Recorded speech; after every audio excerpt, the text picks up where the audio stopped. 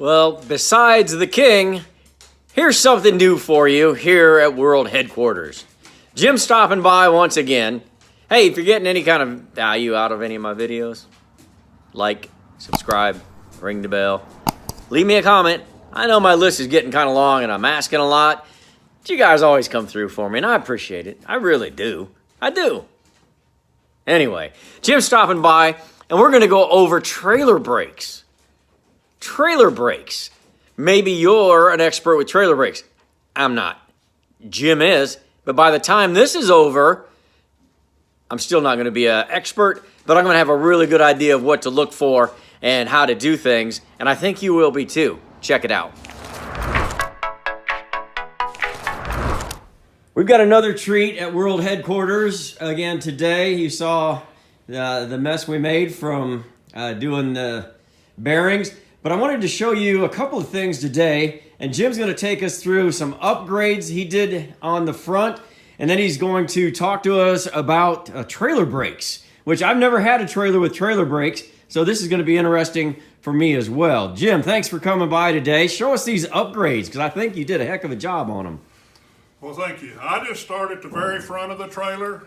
I take a trailer hitch receiver and release that, put it up in there.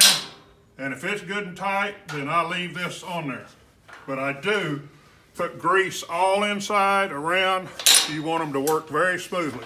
Now I know we were very excited that you were able to keep this Art Deco airplane thing, right? That is correct. Those were only used in the 50s, and most of them you find will be broke or cracked, or people's took a hammer. You can see where they've hit it a few times. But when you grease these hitches all up, they should work smoothly. This also had a weld-in jack right here. I took and welded up that hole, come back, cut another hole, and put a modern 3-bolt jacks in. So if you ever tear this jack up, you can go buy one at anywhere. This is a 2,000-pound jack. Also, every trailer I do, I put 5,000-pound rated safety chains on them. The way I buy the 72-inch, it will fit any vehicle. I may go through the hitch and come back and hook this on the chain of whatever, because you want them hanging down, something like that. You don't want them dragging the ground, and you don't want them tight. So these are kind of adjustable. This is what I like in a chain. Also, most all the trailers I have now has a sway bar. I welded a sway bar ball on here, and then I'll use the sway bar that connects onto the hitch onto the vehicle. They just really stop a lot of the sway and the high winds problems you have. Now we're going to get into the brakes here shortly, but we had to save a little room. I believe right here is where our controller, is that what that's called?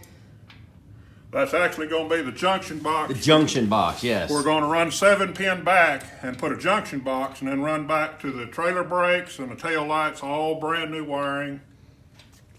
We'll show that when we get ready to wire and everything, but that's why we're leaving this blank right now. That's where our junction box is going to go. So we're going to head back to the brakes, and Jim's going to take us through it. Earlier, we started over here and greased up our bearings, switched out the bearings. We came over here, but before, all our bearings are good on this side, so we're going to repack them and put them back in. But I just think this is kind of exciting. I know I'm weird like that, but these trailer brakes, there's something a little bit different about them, and Jim's going to take us through how to test them and how to make sure that they're operating properly.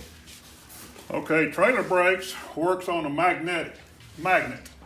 This is a magnet.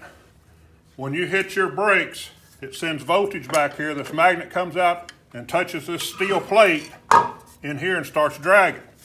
It actually pushes the brake shoes out as this is dragging, and that's what stops the trailer. So we can see that spring up there. You can see it kind of expanding, and that's the brakes engaging our brake shoe onto the outside of the hub. And if you'll look and inspect your brake shoes, see how thick they are? Those are almost a 1/4 inch. That's the way it should be. If they're wore real thin, you need to replace these. But they're a very simple magnetic brake. So you were telling me, and I find this interesting, that just like the stoves that I never like to use, but I'm going to start using them more, that you said that 90% of them, just you shine them up and they take off working, and I think you said that the trailer brakes are more or less the same deal.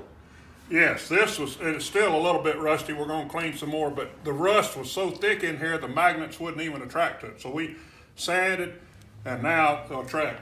One way we can test these while you've got this apart is take a 12-volt battery charger.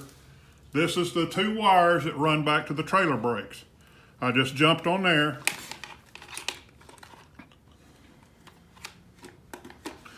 Now we're sending 12-volt back. If you can listen good, you can hear it humming. But one way you can see the magnet's engaged. If you unplug this, it falls off. That's the same thing as when you're hitting your brake pedal and you've got a brake controller in your vehicle. It sends power back here and engages this. So we want to, what do you say we put that hub on? Can we, well, we don't have all of our bearings in, but we can test on the other side. So let me go over here. I'll let you run the battery charger. So I'm going to just show that right here, we're going just fine. Everything is moving. It's just nice and smooth, and then we'll see what happens. Oh, okay. Jim has engaged the battery charger. We're not going at all.